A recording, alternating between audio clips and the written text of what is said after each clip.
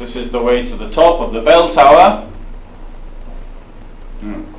Can't see all that here.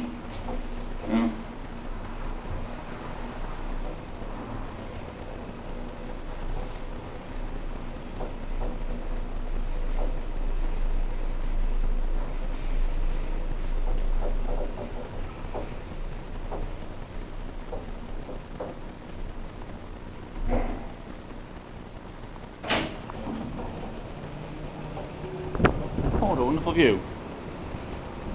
Oh, wow.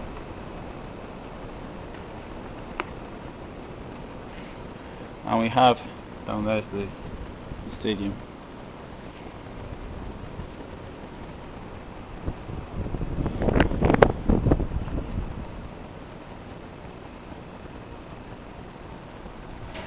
So this is north. Spandau. Very big CHP plant.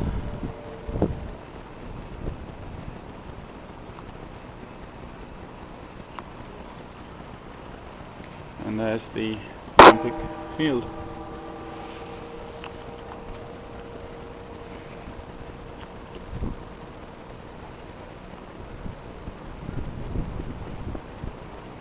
Wow. From up here looking south, we've got the British Hospital, which is that largish white building. And that funny... Panning around here to the west, we've got a wonderful view here of the Wannsee.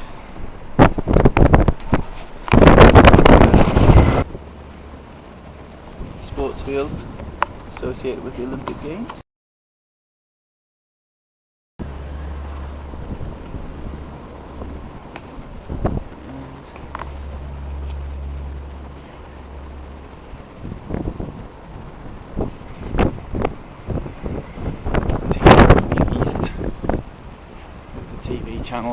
TV huge sporting field. Now, one thing about the games which needs to be pointed out, and I think this is something I would like to talk about, is the boycott, the attempted boycott. I mean, first of all, several countries were not particularly happy with the Nazi regime. The American Olympic Committee decided to attend only on one vote, passed it. Some Olympic athletes were put under pressure through letters to actually boycott themselves, and now the Nazis themselves tried to tidy up their act for the games and did various things, such as they took down the sign saying that dogs and Jews weren't allowed in the swimming pools and things like that. And they were told to do this. In fact, even the Olympic Committee had, the International Olympic Committee decided not to take the games away from Germany, but put on very strict proviso that no racism was to be allowed in the team. But effectively, it did happen. For example, on the German champion high jumper, a female high jumper, was a Jewish girl called forgotten the name. No, it's gone, Greta or something, and she wasn't chosen, and people who were on the German team were told that she was injured. But there were, of course, Jewish competitors from other countries. There were, of course, I mean, and one of the most famous athletes, the most famous athlete of the 1936, and one of the most famous of all time, is Jesse Owen, who won 4 gold medals. Now, it is said that Hitler walked away and refused to speak to him, but that is not the truth.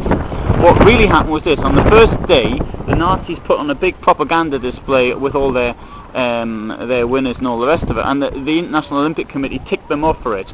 The Nazis most humbly apologised and said it wouldn't happen again, because it's not that the political leaders are to be seen, even today they're not to be seen with the winners to use it. Now, the political propaganda purposes served. Hitler should not have met Owen in any case. Not only that, Jesse Owen himself did say that after winning, he sort of waved or smiled to Hitler, and Hitler waved or smiled back. And this is one thing that needs to be pointed out. Of course, only 4 years earlier, the Stürmer, the Nazi Party official organ, and this is even before the Nazis had come to power, had stated that black people should not even be allowed to compete in the Olympics. For many people locally, it's difficult to say what was the right thing to do. I mean, in the case of 1936, when there'd been no precedents had been set, but 1936 did set a precedent, and a precedent which in 1980, with the Moscow Olympics and the invasion of Afghanistan, in which some countries, or some associations I should say, boycotted and others didn't, did it make an effect? Did they do the right thing by putting up the Olympic flags and not national flags at this event? Well, it's hard to say now. With hindsight, the fact that black people did win medals and show themselves in sport to be superior to white people, it may. I think it did more good that they attended than potential harm by their support, albeit totally indirectly, of the Nazi regime.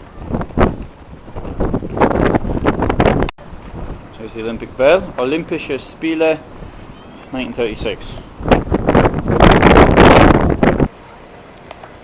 Now there's no swastika on the eagle. I can't see signs of it having been removed. Can one assume there wasn't a swastika?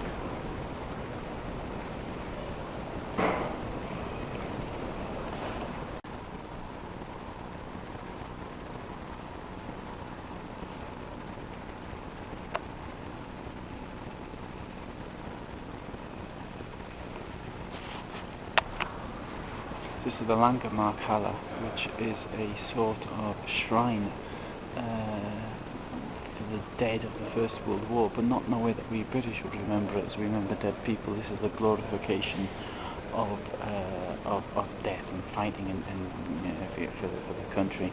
And it's the same sort of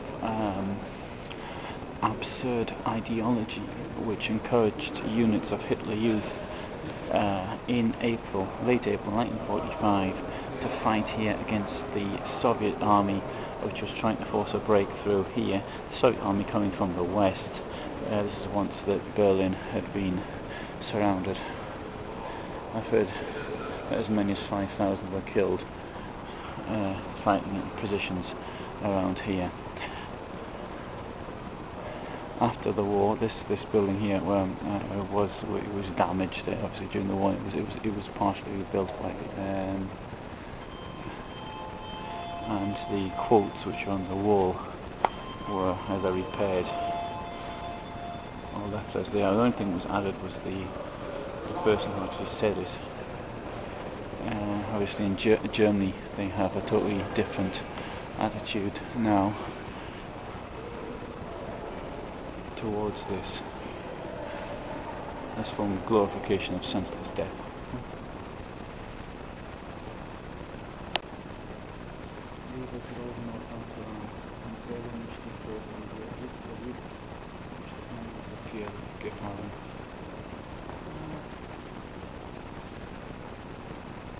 What are those?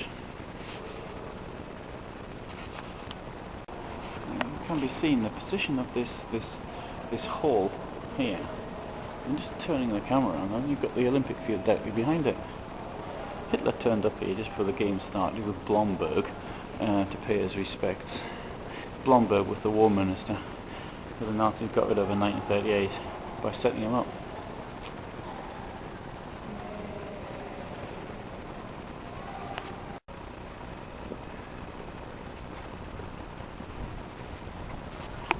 At a ceremony for the athletes to mark the end of the 1936 Olympics, Hitler made a speech in which he said that the next Olympics will be in 1940 in Japan, and so we'll have our Zeppelins and our other aircraft will take piles of fans there to support you on our way, and so you'll get all the support you need.